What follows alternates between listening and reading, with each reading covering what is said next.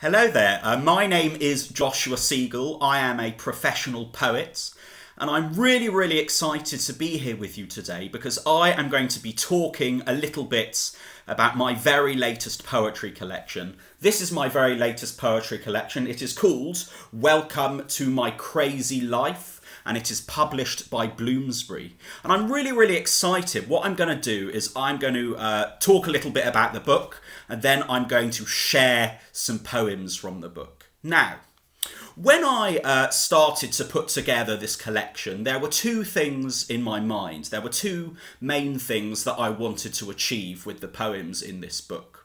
The first thing that I wanted to achieve is to have fun with words and vocabulary and language. So the first thing that I really wanted to do was express a love of reading and writing.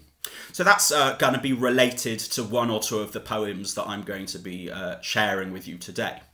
And the second thing I wanted to do is to explore a range of different emotions. I did recently win the 2020 Laugh Out Loud Book Awards. However, I think it's very important that a range of emotions are explored in poetry. So some of the poems that I'm going to read for you today from Welcome to My Crazy Life, they might be funny poems, but I'm also going to hopefully try and show you that poetry can encompass a very broad range of emotions. So the first thing I mentioned was expressing a love of reading, and that is what inspired this first poem. And this first poem is called I Like Reading, and it goes like this.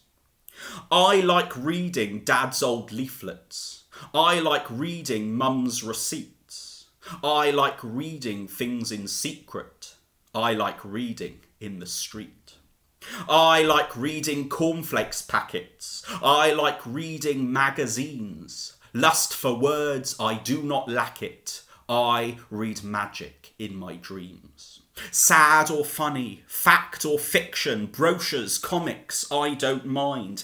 Atlases are my addiction. Give me words and I'll unwind. Menus, almanacs and journals, sometimes even books from school. Big fat chunks or little kernels, reading is my rocket fuel. So there we go. That was the first poem that I would like to share with you. That was called I Like Reading. And the second poem that I would like to share with you is based on a teacher that I had when I was at school. I think memory is a very important poetry writing ingredient. And this poem is about, we had a very strict teacher. And the one thing she would not let us do is go to the toilet. And her nickname was Mrs. Iron Bladder. Mrs. Iron Bladder. And this poem is called Mrs. Iron Bladder, and it goes like this. In Mrs. Iron Bladder's class, there's one exacting rule. You're not allowed to leave her lesson, ever.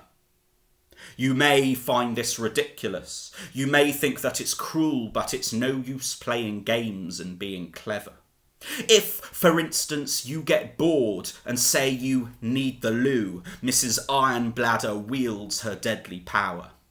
And even if you're desperate and what you say is true, you'll have to wait another half an hour. It doesn't make a difference if you beg, cajole and plead. She'll tell you viciously that no means no. You can ask her very nicely, but you frankly won't succeed. She simply will not ever let you go. So if you find that nature cools in Iron Bladder's class, make no mistake, she won't be very happy. And since she'll never let you have a simple toilet pass, make sure you come prepared and wear a nappy. Thank you very much. That poem was called Mrs. Iron Bladder.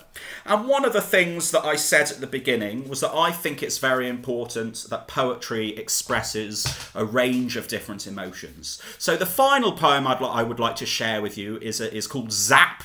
And it's about, if I could have any superpower, it would be the power to point at things and to zap them and to make them disappear. So this poem was inspired by all the things that maybe when I was younger, I would like to have zapped away. And as I said, I hope this poem expresses different emotions. The poem is called Zap. You can join in with me at home. If you're watching at home, when I point, you simply say Zap. And the poem goes like this. Whenever something frightens me, if ever I feel blue, there's something very simple that I'd really love to do.